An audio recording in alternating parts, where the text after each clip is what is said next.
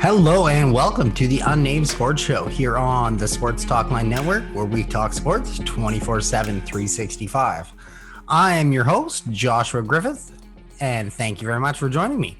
Today, I am going to be joined by Rob Fai from Rob Fai Nation, which is weeknights on TSN 1040 from 10 to 12 p.m. Pacific time. So before I get chatting with Rob, make sure to like and subscribe down at the bottom. Hit that big blue join button. That's going to make sure that you get some extra perks into the show. You'll get to interact with the show, join us in the green room. You'll get to see some cool extra videos that we put out with some of our guests and just amongst some of the members of Sports Talk Line. So make sure you interact with the show down at the bottom. Comments, we always love those. We'll get back to you, let you know, give us your thoughts on the topics that we're talking about. So going to get into chatting with Rob today about the NBA Finals a little bit, the LA Lakers and the Miami Heat. The Heat were able to pull a big win off in Game 3, coming with a 115-104 victory. Jimmy Butler dropped 40 points, 11 rebounds, 13 assists. So Game 4 goes Tuesday evening from the Orlando bubble, so make sure to stay tuned for that.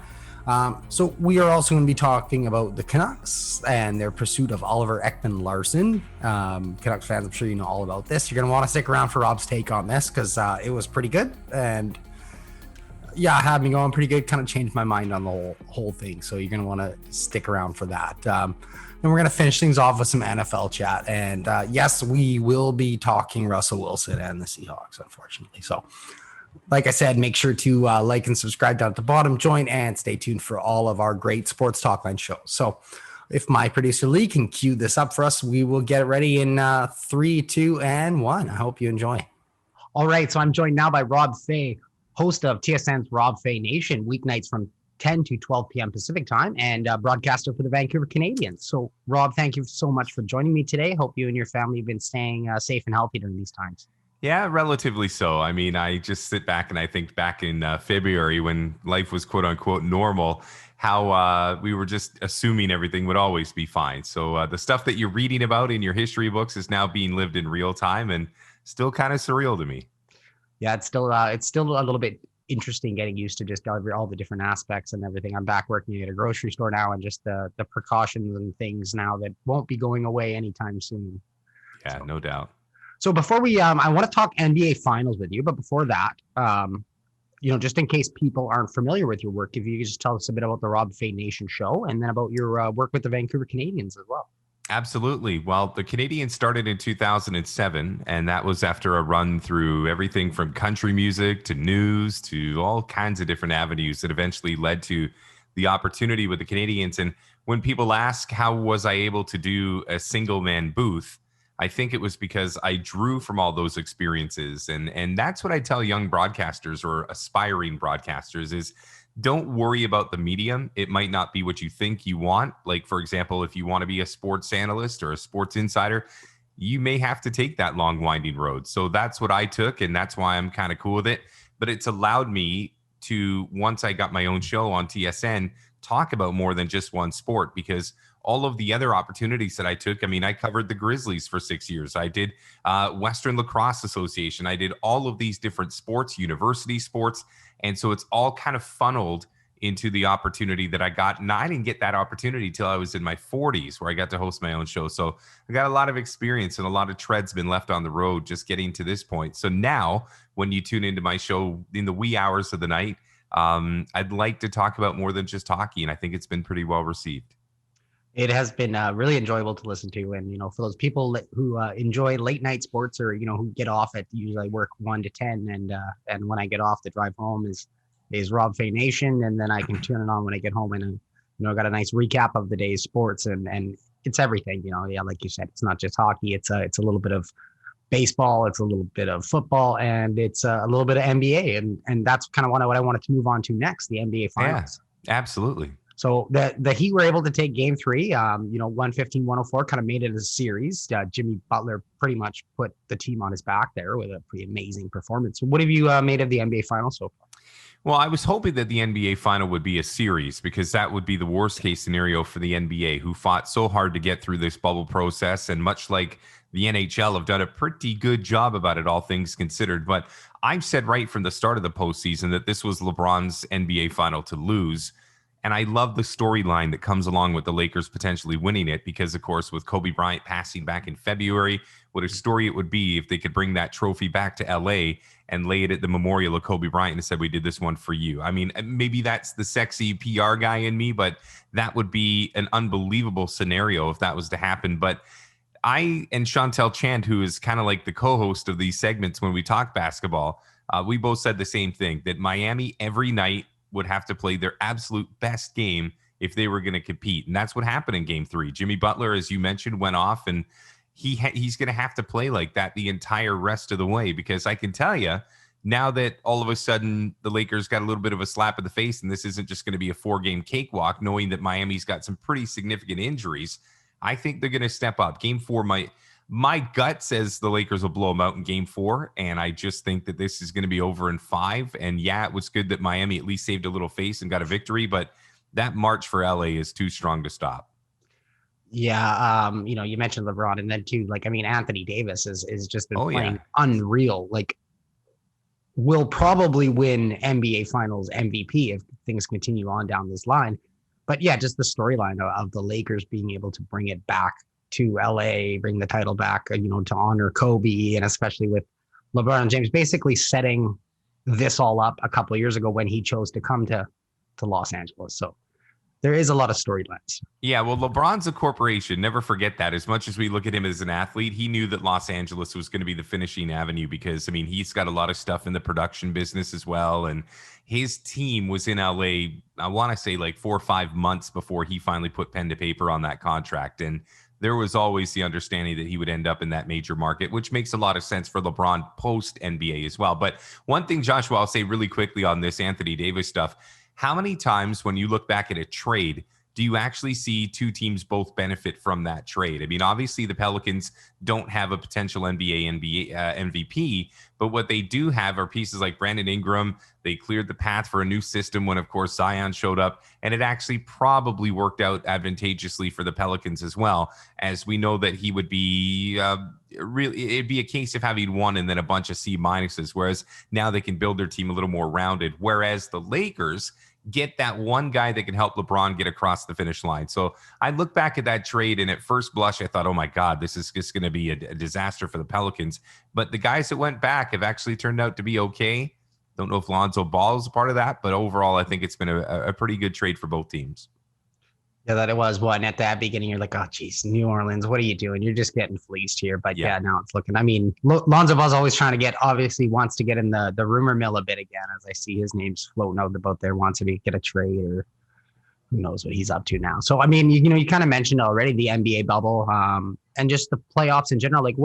What have you liked about it so far? Do you think the NBA has done a good job? And what do you think about them using their platform to send such a strong message too as well? Yeah, well, first and foremost, that platform's been fantastic. And I know that there were certain players that weren't really sure if they wanted to do this. Maybe they thought they'd be better served by going back to their communities and being advocates within the community amongst the people. But the reality is the biggest platform that they can have is in front of the TV cameras in that bubble in Orlando. So even though there's only 2 teams left and a lot of those individuals are now back in their community making differences, I think you have to rank the NBA probably, and I'm going to put the WNBA in this conversation as well, right at the top of the totem pole for leagues, for players that, really step to the forefront. I always give the league maybe a little too much credit because this is more the Players Association and the individual players themselves, but the NBA allowing that platform to be used on the scale that they have, the branding, the opportunity for the players to wear those names on the back of their shirts. Those are things that come from the league as well. So I would give them an A+. I would say of all the major sports teams in North America, they're number 1 as far as the way they've been able to, I guess, relate to their communities and give back to their communities and let those communities know that they're not alone. But I also think, just from a playability standpoint, just getting to the finish line. was all these leagues wanted, because then you get your television revenue, then you can pay out your players, then you can do all this stuff. And I know that's not the things that you want to hear, that they're doing it for the love of the game, but they're doing it because they want to make sure they can fulfill those contracts and keep things moving forward. So, you know what? Yeah, it's cool. Maybe Miami wins or maybe Los Angeles wins, but just the fact that they pushed this rock to the other end of the field is why you got to give them enough credit. And the fact that they were able to deal with social injustice in the process is just kind of the cherry on the sundae. Yeah, it is nice to see. Yeah, I know, and anybody who's familiar with this show knows that we definitely will talk about the bottom line when it comes to TV revenue and money, because that stuff is important. And I pointed out before, when people were kind of asking, they're like, well, why is the NHL going? Why are they doing this many games, and why are some leagues going right into playoffs? I'm like, well, it's all about fulfilling the TV deals that they've had. Yes. They don't want to pay money back. So, we kind of. We'll switch gears here into the NHL, because we touched a bit on that NHL bubble. We had the Stanley Cup Finals finish up. Tampa Bay Lightning, Stanley Cup champions. What did you make of the NHL playoffs this season? You know what? The NHL playoffs were fantastic for me, because I think leading into and having a little bit of a runway for the NHL to kind of have even just a couple of games before they went into the postseason created enough of a buzz that once you got there, it felt real. I loved the wild card play-in. I thought that there was something really sexy about that I hope they, and I don't know if they will, but I hope that they keep that, because I think it made for some real nice shotgun hockey. I don't know if you lose those series, if you feel the same way, but I think, again, it gets the juices flowing, and then you get into those real series along the way. But I look at it like this. I think of the presentation, the NHL made the biggest strides. Now, they worked in cooperation with EA Sports on a lot of this stuff, and I've heard for years that the NHL has been yearning to get a more video game style presentation. I know that Sportsnet's been working for years with EA to learn their camera positions, to learn their graphic packages. I mean, there's so many little things that you can do in a video game that you can't necessarily do in a live game presentation.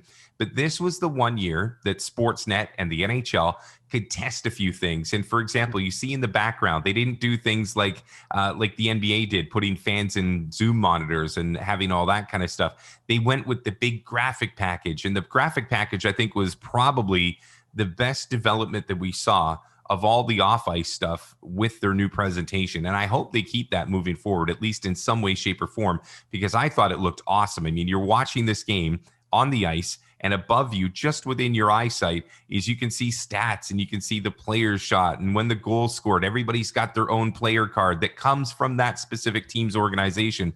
I thought they knocked that presentation out of the park. Now, the hockey itself, I would say for the first round, it was probably about 80% capacity. I mean, I think it took a little while for everybody to get their legs, but once you get to the Eastern and Western Conference Finals, you're playing at full steam, and it was a lot of fun to watch. It was outstanding. Too bad that the Final Four teams didn't have a Canadian content team, didn't have an original six team, and I thought when it was Dallas and Tampa Bay that this was going to be a complete sleeper, and it was ratings-wise. But overall, I just think that the best team won. And I'll tell you what, the fact they got to the finish line as well is outstanding. And it was some good hockey too. Like it was kind of like a Dallas Tampa Bay. Okay. You saw all the tweets about it. Just, okay, no Canadian people are gonna like this or anything like that. But it was some pretty exciting hockey. I mean, we got some overtime games as well. And it wasn't just like a sweep by Tampa Bay or anything like that. So it made for a good end of the run. And that's interesting how you mentioned about just like the graphics and stuff and what they were doing on screen for the production, because it was nice to see, and it was eye catching. I mean, I definitely was, I found myself going up to, 12 wins, or he's got 18 points or something like that, and you'd see the big player card and they'd have the graphic and roll it across. It kind of was a nice little added touch, because especially, it doesn't look like we're going to get fans back, or at least in full capacity, for a long while. So I would agree. So anything that they can kind of do to make it better for us on the television end is definitely advantageous for them. So kind of want to move on and talk about the Canucks a little bit. Obviously, they had their run, lost to the Golden Knights, which is your team, I believe, is it not, Rob? Well, one of them, yeah. One of them, yeah. But so now they have their free agency frenzy coming up here, and there is all the Oliver Ekman-Larsson talk. So I was just wondering, what do you make of that, and do you think that he would be a fit in Vancouver? All right, so I'm pretty polarizing on this one because there's some that obviously want him here. They think of him as a top 10 player at his position. They think that that would make the future bright in Vancouver, and I understand all of those arguments. The flip side of that is I think we live in the reality of, well, if we could just get him here, we're the team that can fix him. If we just get him here, we're the team that can do all this stuff. We have that Todd Bertuzzi mentality where, maybe he couldn't thrive on the island, but we get him here and all of a sudden he becomes one of the best power forwards of the game. Again, using the Todd Bertuzzi analogy.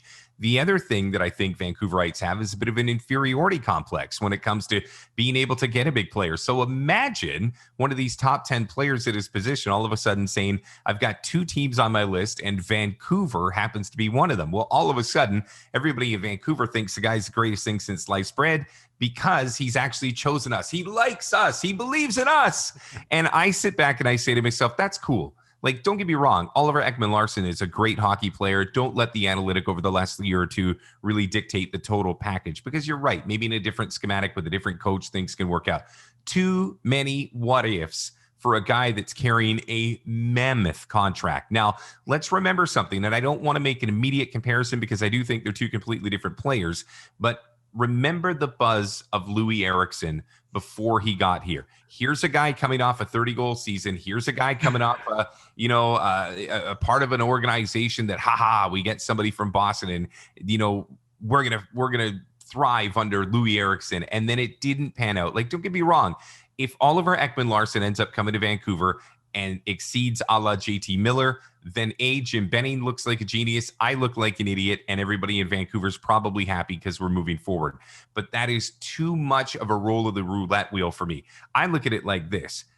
I think right now, what's coming up on the horizon, you've got not only having to sign your best forward and your best defenseman within the next calendar year, but you've also got to remember that what's shaking from the trees a year from now is probably, and as a matter of fact, it will be more significant than Oliver Ekman-Larsson. So for me right now, I feel like you're jumping through the wrong window. Sure, I love that the Jim Benning-led Canucks are trying to make moves and make things happen and make this team a contender. But I have said for weeks now, I think this is the year that you take a step back and then allow yourself the financial flexibility to not only get in Hughes and Pedersen, but then go out and make your final move and make your push then. I feel like you're jumping through the hoop a year too early, and I don't think Ekman-Larsson is the guy that I would just, tie myself up, because I know what people are saying. But yeah, we're going to take all these contracts, we're going to throw them in Arizona. That's not going to happen like that. Like, there's not going to, I love when people become GMs and they're like, yeah, but we'll get Ekman-Larsson.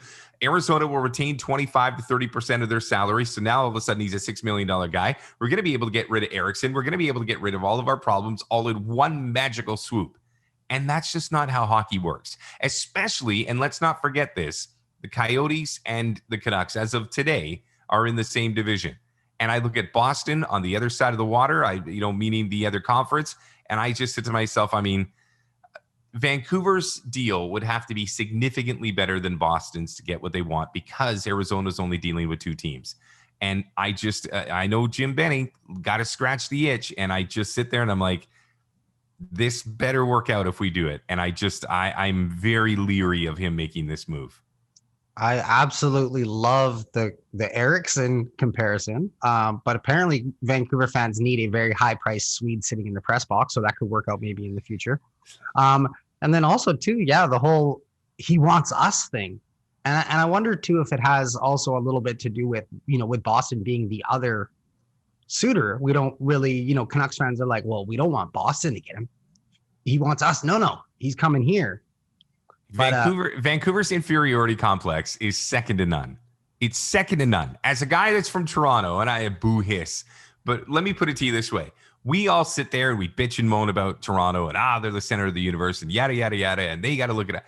Dude, nobody in Toronto worries at all about Vancouver. Nobody gives any thought to it. Nobody gives any, second nature. It's just like, cool. That team on the other side of the mountain that plays when I'm already in bed, whatever. Like, I hate to say it, but I feel like we're the little brother that continuously looks back at the big brothers on the East Coast and say, look at us, look at us. So when we get a player that all of a sudden says, you know what, my team is Vancouver, we're like, yes, greatest thing ever. When in actuality, it might not be. So I don't know. I've got tempered expectations about how this one turns out, and I'm sure some of your viewers are going to be like, "Screw this guy," but No, and I think that a lot of feel. them are going to be like, "Oh, you love, whoa, I like this guy's hot takes here." I mean, and then too, you got to think of it like, so now they've completely forgotten about the players that they actually have to sign, like Markstrom and Toffoli and Tanev. Now they're just like, "Oh, there's a shiny new toy." Again, the analytic community is going to sit back and they're going to say this is how this team should be built. But the reality is I think more than anything, more than analytic, you've just got to free space this particular year. There's so many unknowns on the other side of the horizon as well. So you add those two variables together, and do you all of a sudden want to take on a guy who's got an AAV of about $8 million? I mean, sure, Arizona is going to maybe eat a little bit of that on the front end, but I just don't see how the Canucks can get away from a contract when we're just about to get away from a contract in Loui Eriksson. I mean, it doesn't make any sense to me. Why would you? I don't know. It's like trying to pick up a girl. She doesn't like you. Going home, plucking your eyebrows and going back and trying to pick up the same girl again. It's like, it's not going to make a difference. She doesn't want you. It's not the right scenario. It's not the right situation. And for some reason, we look at an exact similar scenario to what we did a couple of years ago with Loui Eriksson and say, hey, I know that's going to work out great. He's going to play with Quinn Hughes. Well, actually, no, they're not. They're the same type of player. I sit back and I cringe because I know that there's a handful of fans out there that will die on this mountain if we need Oliver Ekman-Larsson. But if you look at the bigger picture and the things that we're going to need to add beyond Oliver Ekman-Larsson, again, Josh, let me leave it on this. A team doesn't need to be built on 2 A's and 5 C's. You need a bunch of B's and B minuses and B pluses. Not everybody gets Sidney Crosby. Not everybody gets Alexander Ovechkin or Connor McDavid. So why not build your team in the model of let's get a bunch of consistent B's, like the Las Vegas Golden Knights, who don't have a star, but they've got a bunch of Mark Stones and Jonathan Marchessaults and guys that just are on the cusp, like top 25, top 30 guys that when you put them together are far better than guys that have a couple of stars and then a bunch of grinders. And that's what I see the Vancouver Canucks turning into, is you're going to have Pettersson, you're going to have Bo Horvat, and then you're going to have a bunch of riffraff and then some goalie that's just being hung out in no man's land. And the last thing I'll say on this, I'm taking up your whole podcast. No, it's fantastic. The last thing I'll say about this is Vancouver Canuck fans, for some reason, seem to get married to their players. Like, sacrilege to think of ever trading Brock Boeser. Sacrilege to ever think that you're going to not have these guys for the next 10 years each. It's the NHL. It's 2021, and players move. Not everything goes your way. So the reality is I see 2 players on this roster right now that would bring you anything back in a trade. It's Demko and it's Boeser, and that's it. And so the reality is you've got a bunch of grinders. Just let those leaves fall off the dying tree. Then you can start to sprout this back, and you'll be back in no time. It's not going to be a rebuild like it was 3-4 years ago. You can do this very quick if you've got financial flexibility. You know what takes that flexibility away? A mammoth contract like Oliver Ekman-Larsson. Like, somebody cut Jim Benning's phone line for the next 3 weeks, because I'm telling you, if he makes this deal, it's going to be just a kick in the kneecap, and we're going to look not today, 2 years from now, we're going to look back and we'll be like, can you believe he made that deal? Kind of the way we did 2 years after Jim Benning signed Loui Eriksson. It's not the same position. It's not the same player, but I guarantee you it's going to be the same outcome.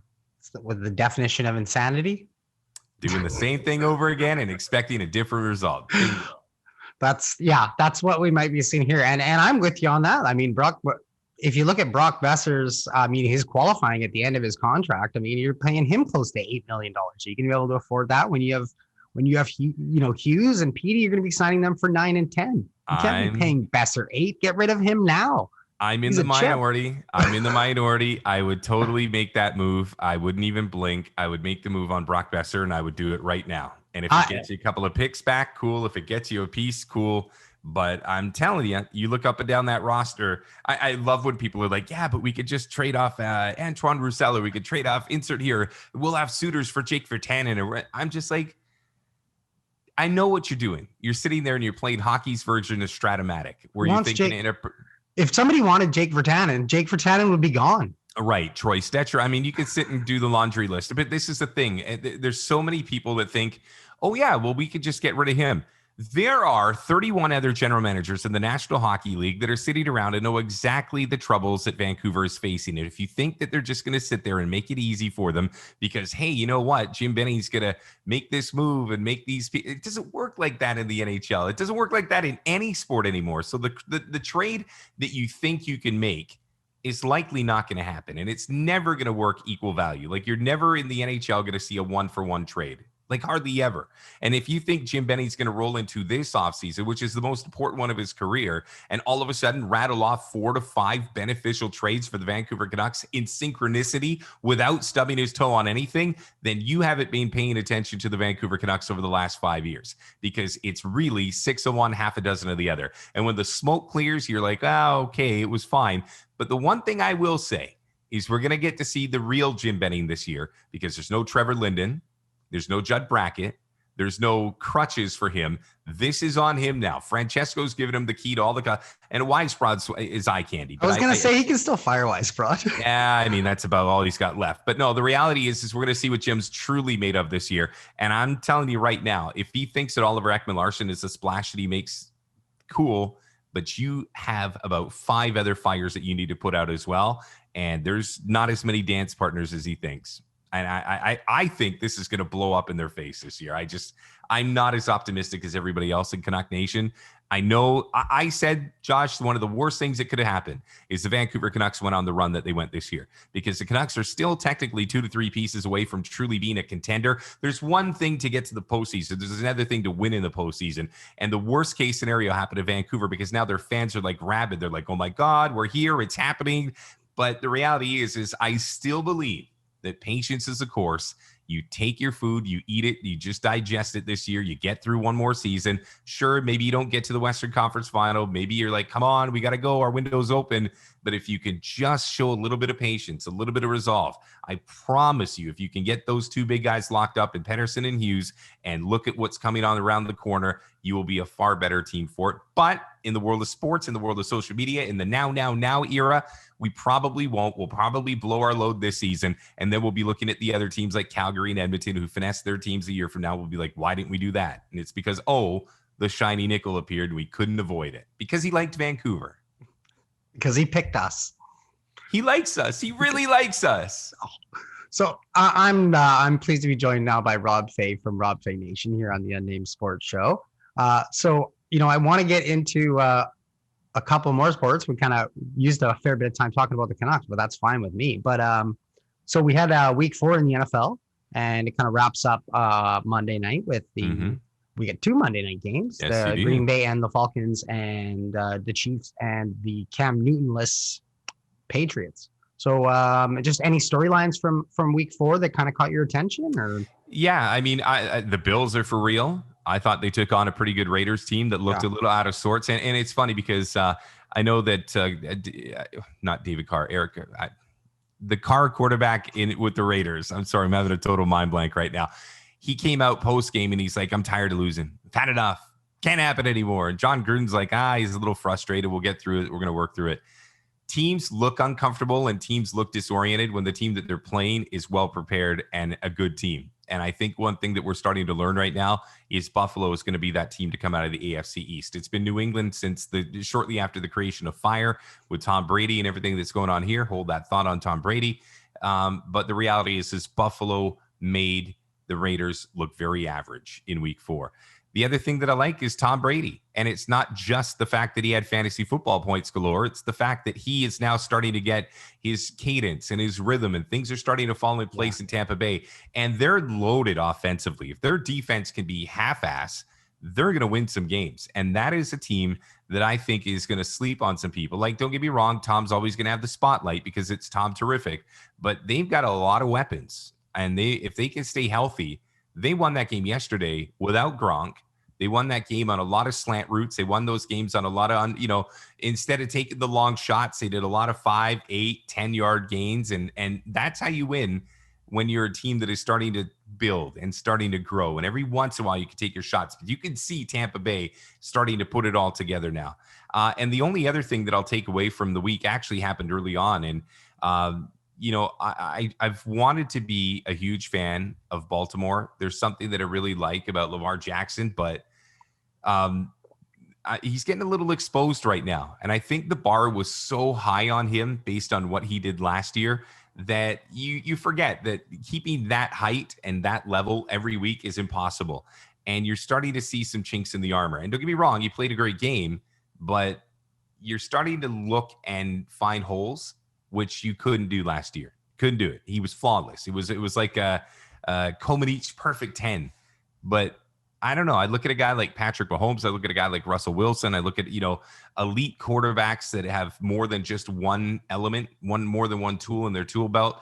And I'm hoping that Jackson doesn't get pigeonholed by just being the scrambling quarterback, the guy that can throw off balance. Like, I need to see a little more structure in his game. And I feel like he's too scattered and needs to get back to the basics instead of always trying to be the Allen Iverson of the NFL, sit crossovers and wicked. Because remember Iverson in the NBA, he dropped 60 and his team would lose by 20. And for me, that's something he's got to be careful of. But last thing I'll say on the NFL, just to recap week 4, Russell Wilson is a bad man. And the thing that I really like about Russell Wilson this year, maybe even more than in his Super Bowl year, which is now several years removed, is no situation is too big for him. And I don't know what's happened, but he has become what I would call probably the most complete quarterback in the NFL. Like, you could talk about Patrick Mahomes and his raw talent, his raw ability, the big contract, the $500 million contract, that's with a B. But when you look at just one guy that if you were getting in a huddle with right now and he had 2 minutes to win a game, Russell Wilson's my guy. Russell Wilson can play out of the pocket. He stays in the pocket. He takes shots. He's not afraid to check down the first and the second option before making things happen. Just really thinks the game. And it's almost like the game for him is now slowed down to a point where he connects with everything that's going on the field. Like, you notice with young quarterbacks, the game moves really quick. It almost feels like the game is in slow motion for Russell Wilson at this point, and he's just doing whatever he wants. And for us here in the Northwest, to have a player of that ilk just down the I-5, even though we can't get there, is still exciting. So those were my takeaways from week 4. It is not exciting if you are a Rams fan like myself. No. Because I'm going to have to see him twice this year. And like you said, he is probably the best quarterback in the league right now, just the way he's playing. And I mean, you kind of mentioned it, you mentioned he's not looking as opposed to what Lamar Jackson's doing, where he will just start scrambling. Russell Wilson, it's check down. It's 1, 2, 3, even go back over his progressions. Okay, fine. I'll take off and get these 15 yards that we need. But he's not looking, it's not ever the plan for him to run. It's that's just kind of, like you said, things have slowed down for him, and it's like, okay, well, it's there. I'll tell you this really quickly, Josh, is I said this the other night on my show, is I said, there's this aging group of quarterbacks, the Bradys, the Rodgers, the Lucks of the world, or pardon me, I should say Matt Ryan, Drew Brees. There's this old regime, the Deadwood, that in the next 2 to 3 years is going to find a way out. Then you've got this young generation coming through. You think of all of the great quarterbacks that are coming through. And I mentioned a couple of them like Mahomes and Jackson, but caught in the middle, this kind of air bubble in between the greats that are about to retire, this next generation that's coming up, is Russell Wilson. And I really believe that at some point, if he can put together even 1 or 2 more years like this, you're going to start to put him in the conversations with the greats to ever play this game. And I don't know if it's because he plays up the Pacific Northwest and he's tucked away. I don't know if it's because he plays in a division that maybe he doesn't get the same respect as other divisions. I don't know. It could be 100 different reasons. But I think once Brady and all those other quarterbacks kind of ride off into the pasture and he becomes the senior guy within this NFL, people are going to look back and be like, man, I should have paid more attention to Russell Wilson, because this guy is an unbelievable quarterback. Former minor league baseball player, I might add, in the Northwest League. I saw him play in Tri-City against the Dust Devils. I called some of his baseball games. And of all the teams that Russell Wilson played against in the Northwest League, the only city that he didn't travel to the year that he played was Vancouver. So nobody in Canada got to see Russell Wilson, but I got to see him down in Pasco, Washington, the armpit of Washington State, I might add. And he was a heck of a baseball player. So it's no surprise that you see him pop up at spring training every once in a while with the Yankees or whatever team wants to bring him to camp. But he's just so good as an athlete. It's impressive to watch. There, I've had my piece. That's pretty cool. Geez. Yeah, he's a pitcher, isn't he? Was he? No, he was a second baseman. Oh, he was a second baseman. Yeah, he was an okay hitter. pretty good defensively, like great East-West. I mean, he was an athlete, but he was just a kid at that point. And then I remember he had to leave the season a little bit early because he had to go back to college football.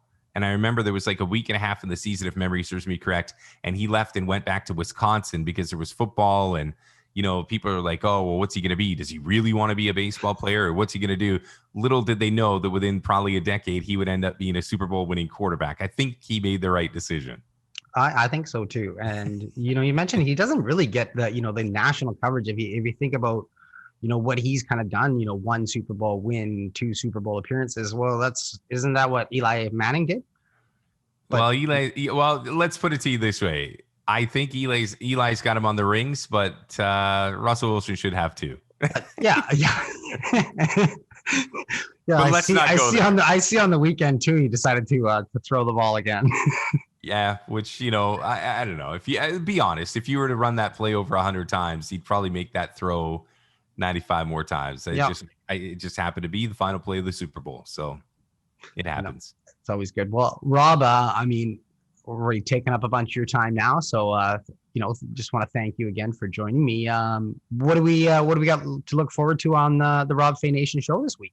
Samantha Chang and Shantelle Chand are stealing the highlights from me pretty much on a nightly basis to this point. And this is the one thing I'm so glad you asked. I have been very lucky to surround myself with people that I think are better at me than certain things. And, Sam's insight on hockey is really as good as anybody else's in the city from where I sit. Chantelle's NBA access and insight is really unparalleled in this market as well. And I just think, like, when I was starting to put this together, I called people that were maybe a little outside of the box or weren't in the mainstream media. It wasn't the carousel. And I just wanted to grab fresh voices, new talent that I thought would make me a better broadcaster and make the show better overall. So I think between Sam's insight, especially on a week where Oliver Ekman-Larsson's there, the draft is there, all these things are coming up. Shantelle with the NBA championship is going to be there. I think we're destined for a good week. The only person that could screw the show up is me. And chances are that'll happen, but I'm just so happy to be doing the show, and TSN's been so good to me, and life is good. Yeah, well, it's been like I said, fantastic listening to you guys late at night. And Samantha is just holy. Her knowledge of just so many of the intricate aspects of the NHL. I mean, I guess that's what happens when you're talking to a giant NHL person who's also happens to be a lawyer. But just some of the things that just come, I'm like, wow, I didn't know that. Well, Sam's really interesting because not only is she in corporate law, but she's got a background in marketing. So she sees it from a bunch of different perspectives, which when I first brought her on, I know there were a couple of people that were like, really, you're bringing in the, one part of the broadcast? And I said, oh yeah. And I said, she's going to knock you out. And she's done nothing but do that since she started on the show. And I feel like the kid that got to the candy store first, because she's been outstanding. And as far as I'm concerned, that show with Shantelle and, Samantha and me and a guy, Jun, who's my insider on anything clothes and fashion, and Jay Swing, who's our DJ. It's unconventional, but it's like super cool unconventional. And I've been a big fan of it. I know. Again, too. I mean, you had a good an EA Sports guest on there. You had the Shoebox on Instagram, and he was great to listen to. Anybody who's a big sneaker fan. So I love it how you're keeping it really fresh and different and thank you. All things sport. So it's what we do. So thanks again, Rob, for joining me, and have a great day. Awesome, Josh. Thank you. All right. So I really hope you guys enjoyed that conversation with Rob Fai from Rob Fai Nation. Make sure you tune in every weeknight on TSN radio from 10 to 12. And when you hear the name Joshua being mentioned on the show, that's probably going to be me. So you're going to hear some of my takes on it on his show too, as I like to just kind of spread around everywhere that I can get in the media world here. So make sure to like and subscribe to the channel if you don't already. Stay tuned for some great shows. The boys from the Butler, and we're breaking down Monday morning. Nate, Van, Spinksy, Tom, they kept you guys pretty much covered all weekend for NFL and college content. So, you got to stick around. You got to tune into all the shows there, because we got pretty much everything you need if you're a sports lover. Make sure you tune in on Thursday for the regular scheduled Unnamed Sports Show, as my guest Donovan Bennett from Sportsnet will be joining me. So gonna talk about, again, pretty much all sports, and also some important topics, as you know, it's not going away, and we just need to keep moving the conversation forward. So I'm going to be talking to Donovan Bennett about some of those issues as well. So for the Unnamed Sports Show, I have been your host, Joshua Griffith, here on the Sports Talkline Network, where we talk sports 24/7, 365. Thank you very much for joining me on this beautiful afternoon. So I hope you guys have a great day, and remember to love sports, all sports.